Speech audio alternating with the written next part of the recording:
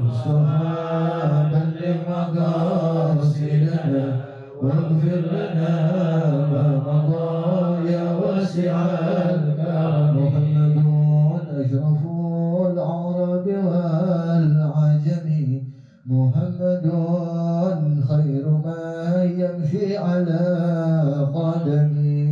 يا ربي بالمصطفى بلغ مقاصدنا واغفر لنا ما مضى يا واسع الكرم. محمد خير خلق الله من مضر محمد خير رسل الله كلهم. يا ربي بالمصطفى بلغ مقاصدنا واغفر لنا ما مضى يا واسع الكرم. محمد ذكره روح لأنفسنا محمد شكره فرض على الأمم. يا ربي بالمصطفى بلغ مقاصدنا واغفر لنا ما مضى يا واسع الكرم. يا ربي بالمصطفى بلغ مقاصدنا واغفر لنا ما مضى يا واسع الكرم. المصطفى بلغ مقاصدنا واغفر لنا ما مضى يا واسع الكرم. اللهم صل وسلم وبارك عليه وعلى آله. السلام عليكم ورحمة الله تعالى وبركاته. Alhamdulillah wassalatu wassalamu ala Rasulillah Muhammad bin Abdullah wa ala alihi wa sahbihi wa man walah. Wa la hawla wa la quwwata illa billah. Rabbi sadri wa yassir li amri wa hlul 'uqdatam min lisani yafqahu qawli. Rabbi zidna ilman nafi'a warzuqna fahman wasi'a. Allahumma salli ala sayyidina Muhammad الفاتح لما أغلق والخاتم لما سبق ناصر الحق بالحق والهادي إلى صراطك المستقيم وعلى آله حق قدره ومقداره العظيم. وأفوض أمري إلى الله إن الله بصير بالعباد. أما بعد نوينا التعلم لرضا الله والدار الآخرة ولإحياء الدين وإزالة الجهل والنفع المسلمين وللشكر على نعمة الأكل إيمانا واحتسابا فرضا لله تعالى.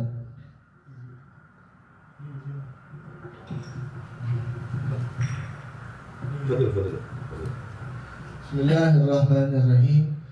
Puji syukur kehadirat Allah Subhanahu wa taala yang telah memberikan kesehatan kepada kita, nikmat sehat wal afiat, nikmat panjang umur, nikmat iman dan mana. Dan malam hari ini kita masih diberikan kesempatan oleh Allah Subhanahu wa taala untuk hadir di tempat yang insyaallah mudah-mudahan dengan hadirnya kita di sini dosa-dosa kita semuanya diampuni oleh Allah Subhanahu wa taala. Kita dicurahkan rahmat oleh Allah Subhanahu wa taala. Kita diberikan syafaat oleh baginda Rasulullah sallallahu alaihi wasallam dan mudah-mudahan kita diberikan ilmu yang manfaat, ilmu yang barakah dunia akhirat. Amin amin ya rabbal alamin. Bismillahirrahmanirrahim. Hadirin yang dirahmati Allah Subhanahu wa taala, pada malam hari ini taklim kitab kita yaitu kitab fikih daripada Al-Yaqutun Nafis, yang mana udah lama nih kita nggak bahas, ada kali sebulan lebih ya. Pada malam hari ini insyaallah kita bahas kembali fikih daripada Al-Yaqutun Nafis, yang mana kita sudah sampai di bab kita masih di bab zakat ya. Zakat yaitu wajib bagi setiap muslimin. Kita sebagai orang muslim diwajibkan zakat oleh Allah Subhanahu wa taala. Dan daripada harta kita ini ada 6 macam yang diwajibkan untuk zakat. Ya, diwajibkan untuk zakat. Yang pertama yaitu adalah harta kita yang berupa daripada hewan ternak. Seumpama kita mempunyai usaha hewan ternak, maka dari hewan ternak tersebut kita harus mengeluarkan zakat. Dan di hewan ternak itu juga nggak semuanya hewan ternak, ya, hanya ada 3, yaitu onta, sapi, dan kambing. Kambing. Ayam nggak termasuk. Ini yang begini nih, dia taklimnya tidur. Ini sekarang ngomongin ayam, kan pertemuan selanjutnya ngomongin kelinci. Ya. Jadi yang wajib dizakati apabila kita mempunyai ternak onta, sapi, dan kambing. Itu hewan ternak. Kemudian ada juga nakdain, emas dan perak.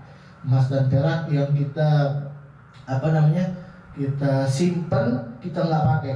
Emas yang bukan dipakai jadikan perhiasan, ya. Kalau kita punya emas dipakai perhiasan sama istri kita, ya jangan kita ini, nggak boleh dizakatin karena dipakai, ya. Perempuan memang harus pakai emas karena memang mereka itu biar kelihatan indah kayak gitu, ya. Ini emas yang dimaksud di sini itu adalah emas yang murni, benar-benar emas dan kagak dipakai, disimpan buat simpenan aja gitu. Emas tersebut buat simpenan aja, iya betul, ya.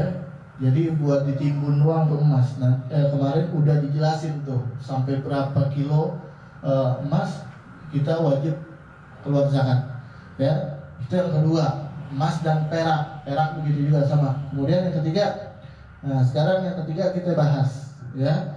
Yang ketiga itu kan ada emas, ada hewan ternak, ada emas, perak, ada tumbuh-tumbuhan, pertanian, ya. Ada juga perdagangan. Perdagangan ini yang panjang nih kayaknya nih pembahasannya, karena perdagangan yang kayak gimana yang mesti dizakatin. Jadi nggak semua perdagangan itu dizakatin, enggak, ya. Nggak semua perdagangan itu dizakatin. Nanti dijelasin sedikit demi sedikit perdagangan yang boleh itu kayak gimana dan yang nggak mesti dizakatin itu kayak gimana, ya. Di sini sedikit nanti Ane jelasin setelah Ane menerangkan tentang zakat muasyarat, zakat pertanian, tumbuh-tumbuhan. Kenapa disebut dengan muasyarat? Karena zakat pertanian ini wajib dikeluarkan itu 1/10-nya, 1/10-nya zakat muasyarat atau zakatun nabat, zakat tumbuh-tumbuhan. Yang mana di sini dijelaskan bahwasanya syartu wujub zakatul muasyarat, syarat wajib zakat daripada tumbuh-tumbuhan, ya. Wahia maksud tumbuh-tumbuhan di sini yaitu adalah buah dan biji-bijian. Buah dan biji-bijian. Mungkin kalau biji-bijian buah nggak semuanya buah, biji-bijian nggak semuanya biji-bijian, ya. Yang pertama buah dulu. Buah nggak semuanya buah. Yang disebutin sama Nabi Shallallahu Alaihi Wasallam yaitu yang pertama rutab, kurma, wal ainab, anggur. Ya, selain daripada kurma dan anggur maka nggak wajib zakat. Antum punya perkebunan anggur, kalau perkebunan kurma di sini kayak susah ya. Ya nggak, kagak tumbuh-tumbuh. Sekalipun tumbuh kagak ada buahnya. Ya nggak, sekalipun ada buahnya, sekalipun kelihatan gitu buahnya, paling nggak secakep kayak di Arab sana kan gitu ya. Ya anggap deh anggur, kita di Indonesia punya kebun anggur. Wih, juragan anggur nih ceritanya nih. Itu nanti ada zakatnya tuh, ya enggak? Cuman buah-buah ini aja, kurma dan anggur. Dan catatan maksud daripada kurma yang bagaimana yang mesti dikeluarin zakat, yang wajib keluar zakat itu kalau kurma sudah jadi kayak gimana? Jadi kurma itu ada rutab, ada tamar. Ada rutab, ada tamar. Ya, di sini disebutkan sama Nabi rutab, kurma kering yang sudah menjadi tamar, kurma basah. Tahu nggak kurma rutab? Warnanya kuning. Pernah lihat kurma kan? Biasanya satu tangkai itu kalau bulan puasa biasanya banyak yang jual. Kurma warna kuning. ya itu katanya segar, enak katanya, mahal lagi harganya kurma rutop, ya itu kurma yang belum begitu matang ya, Pak, ya? Mengkel, belum, tapi enak, ya. Tapi bukan itu yang mesti dizakatin. Ketika kamu punya kebun kurma dan kurma itu isinya rutop semua, nggak wajib zakat. Yang wajib zakat itu ketika rutop tersebut, kurma yang belum matang tersebut sudah menjadi matang. Ya, kurma kalau sudah menjadi matang itu namanya tamar. Tamar. Ada kurma rutop, ada kurma tamar. Nah, kenapa bisa begitu? Karena ketika kurma tersebut belum matang, masih jadi rutop, masih kuning, itu zat airnya masih banyak. Sehingga ketika ditimbang itu jauh lebih berat ketimbang dia sudah jadi tamar. Kalau sudah jadi tamar dia kan mengkerut. Kurma kan mengkerut ya, mengkerut. Kalau mengkerut kadar airnya udah sedikit. Dan ketika ditimbang enteng. Tuh, saking baiknya Islam, saking baiknya Rasulullah sama umatnya, nggak dikasih zakat aja yang beban, yang berat-berat nggak dikasih sama Nabi. Ya, dikasih yang paling enteng sama Nabi.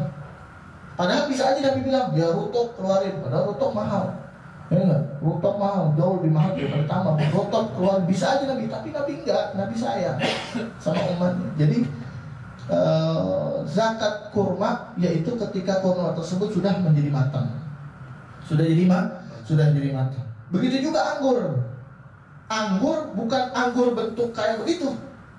Kita punya kebun anggur. Wah, berapa hektar gitu ya. Punya kebun anggur. Dan wajib zakatnya itu ketika anggur tersebut sudah berubah menjadi zabib, kismis. Sudah jadi kismis. Ente punya kebun anggur, itu anggur ente kagak kelola menjadi kismis, umpama ente cuma perjualbelikan aja, ya kagak wajib zakat. Yang wajib zakat itu ketika anggur tersebut sudah menjadi kismis. Ya, kismis itu kan anggur kering. Anggur kering, betul gak? Tahu kismis kan? Anggur kering. Anggur yang matang sama kismis anggur kering coba ditimbang, lebih berat mana? Anggur yang bagus. Ya kismis kan enteng gak ada apa-apanya. Makan 7 biji segini sekali tegak. Coba anggur 7 biji, begitu loh. Masuk sampai hidung-hidung. Bener gak? Begitu.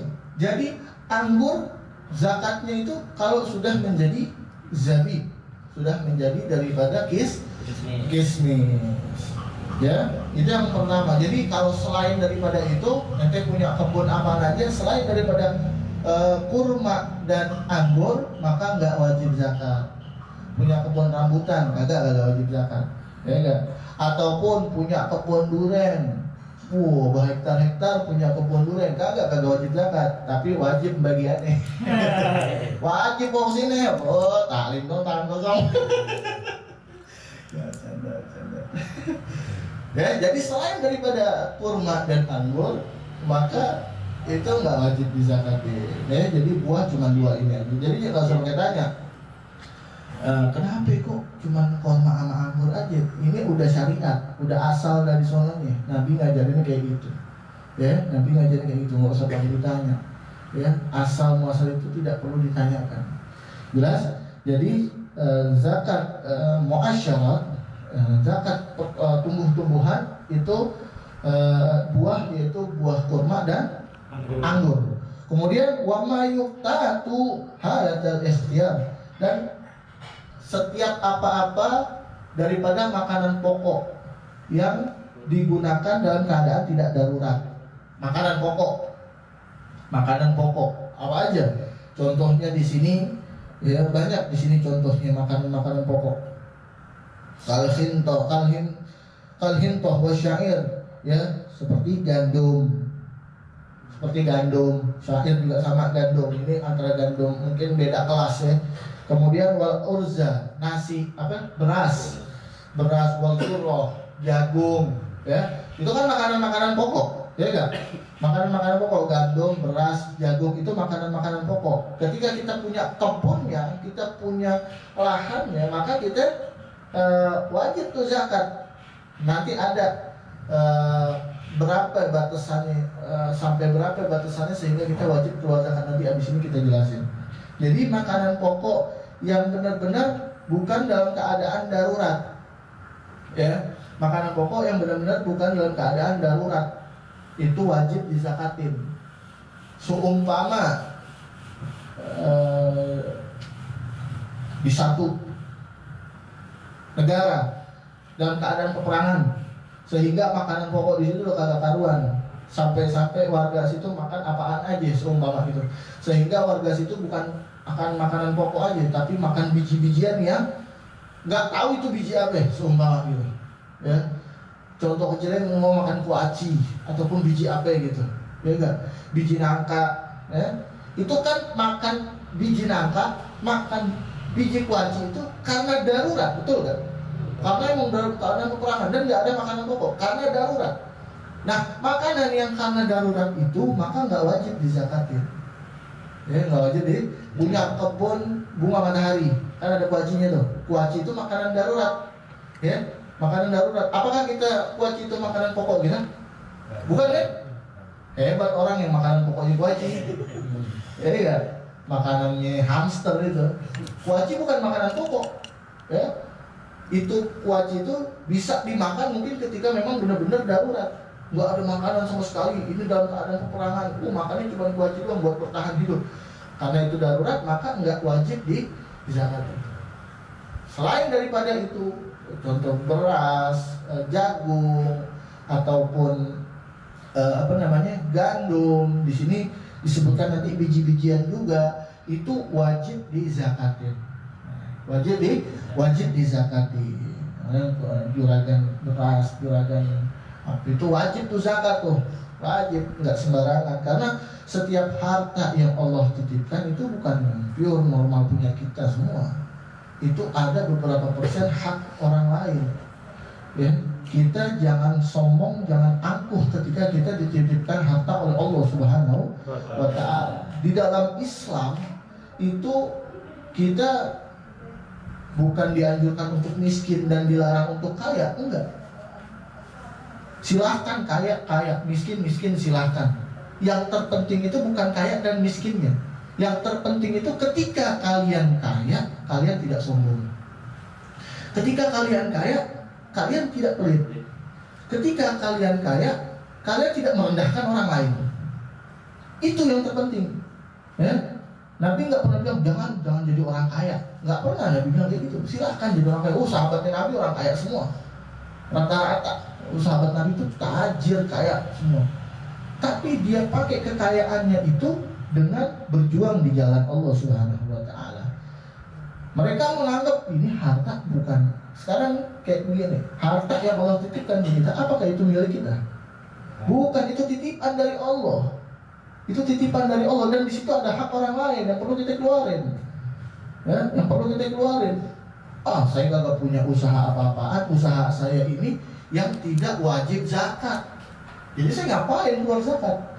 Ingat, walaupun tidak wajib zakat, tapi Nabi menganjurkan untuk sedekah. Betul kan? Nabi menganjurkan, bahkan mewajibkan buat sedekah. Bantu fakir miskin, bantu kaum muslimin yang kesusahan, ya, sedekah, sedekah biar kita dijauhkan bala oleh Allah Subhanahu wa Ta'ala, begitu. Walaupun tentang usaha nih kita kagak wajib zakat, habis itu kita nggak mau keluar. Ya, harta itu sama kayak badan kita. Ya, harta itu sama kayak badan kita. Badan kita, kita makan aja, tapi kotoran kita nggak keluarin. Kira-kira kayak gimana? Jadi sehat apa jadi penyakit? Jadi penyakit. Dan mengeluarkan kotoran itu hukumnya apa? Apakah wajib? Wajib nggak? Maaf, BAB, hukumnya wajib apa bukan? Wajib. Tidur dia berarti. Mana ada BAB hukumnya wajib?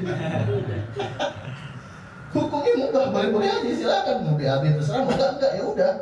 Ya kalau kamu buang itu kotoran kamu, badan kamu sehat, normal. Kalau kamu nggak buang, kamu endekin ya udah, jadi penyakit. Benar nggak? Harta begitu juga. Walaupun kita nggak wajib zakat, tapi ingat dianjurin sedekah sama Nabi. Ya, Lu mau keluarin, ya terserah, nggak keluarin ya udah nanti malah petaka.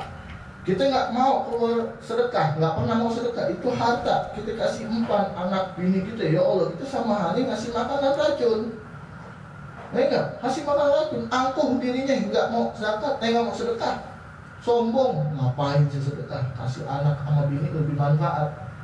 Ya, kalau ada lebih sedekah, itu sama halnya kayak ngasih racun ke anak bini. Naudzubillah. Ingat, itu harta titipannya Allah Subhanahu wa taala. Jangan sampai kita jadi hambanya Allah yang istidraj. Naudzubillah. Istidraj, jangan sampai, ini luar biasa, jangan sampai kita naudzubillah min dzalik. Ya.